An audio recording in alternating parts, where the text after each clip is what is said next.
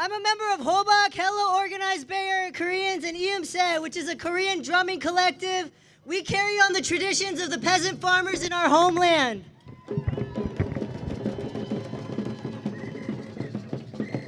First off, we recognize that here in this land, we are on occupied Ohlone territories. We stand in solidarity with indigenous people who have fought for centuries against and continue to resist the occupation of U.S. and European colonizers. We recognize that these lands have been traveled by migrants since the beginning of time. It's also taught that it is a relationship to the land between those who plant the seed, water the fields, and gather crops that is sacred. We Koreans come here today to be with you with our drums and our solidarity because it is what we have been taught to do by our ancestors who have fought many rebellions, fought against colonial rule and military dictatorship, survived wars and current U.S. occupation in the South, and Cold War military aggression in the North. We build community to maintain our ancestral knowledge so that one day we can plant the seeds, water the fields, gather the crops, and hold ceremony in our homeland.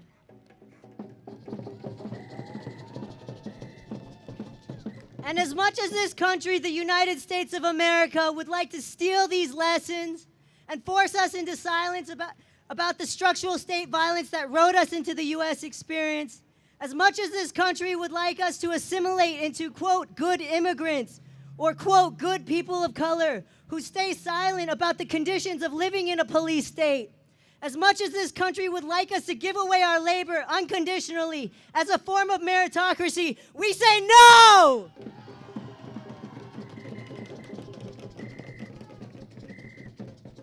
Thankfully, because our histories and our experiences, we know how to recognize systemic oppression and mass exploitation. We have found each other to remember who we are in diaspora and how powerful we are, especially when we stand up for our truth. And we see that in you as well.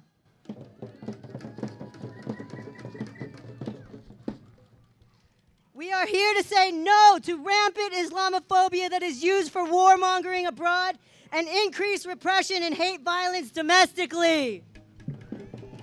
Say no! We are here to say no to false Western feminisms that say that Arab and Muslim women need to be policed and controlled for their own good by regulating how they dress, move, and practice their faith. No!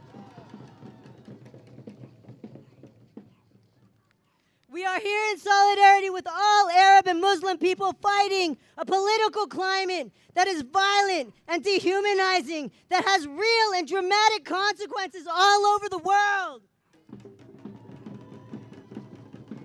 So again, we say we believe in the freedom of migration to stay, to move, and return to wherever we seek home and safety.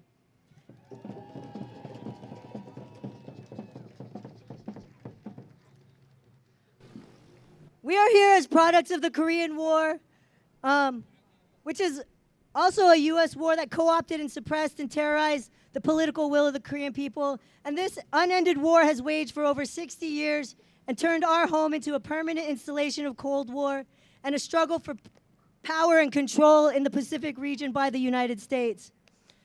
So what does that mean for our ability and our freedom to return?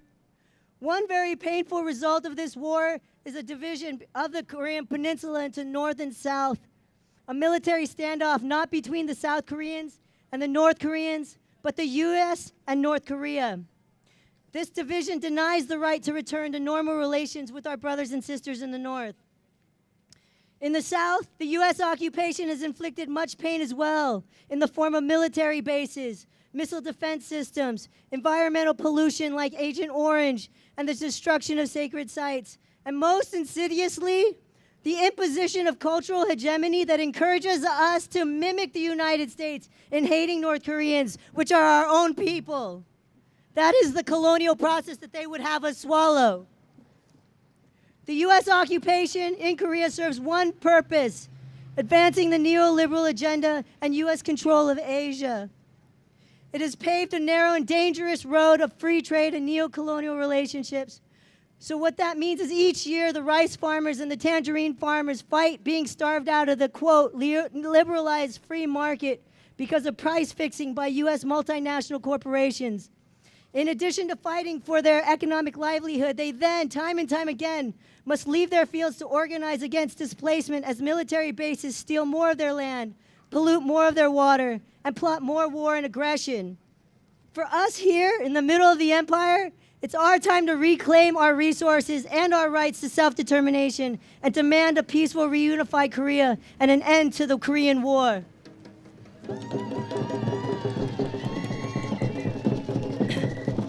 For many of you here, you can relate. You can picture this in your own life or the story of your family, the story of your people. When I say war, I mean one that destroys your means for livelihood, your land, access to food, water, industry, education. War that denies love between you and everyone that has cared for you or nurtured you. Forces mothers and fathers and children to lose each other. Siblings, cousins, aunties, uncles, grandparents, people left behind. War that props up misogyny and homophobia.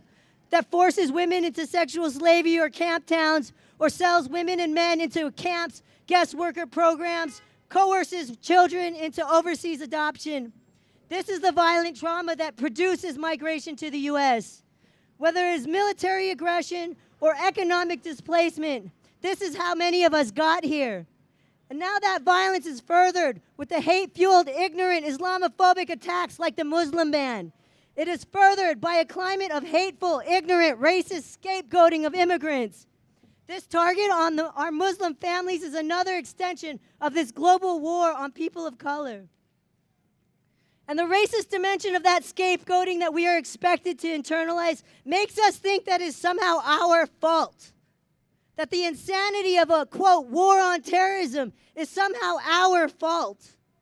The economic crisis we are in, which is balanced on the backs of migrants and guest workers and braceros, is somehow our fault. But we know it is not our fault. It is the banks. It is Wall Street. It is corporate welfare. It is the Trumps. It is the Clintons. It is the Bushes. It is the Driscolls. It is the Waltons. It is the military-industrial complex.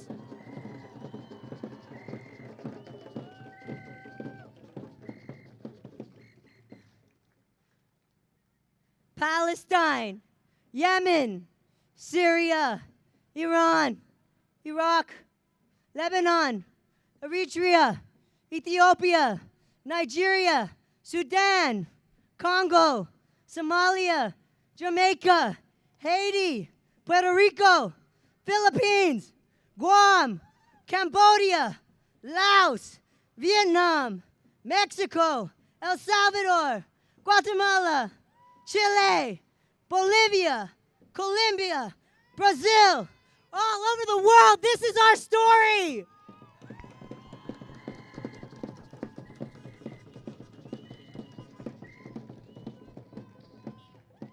Free Palestine!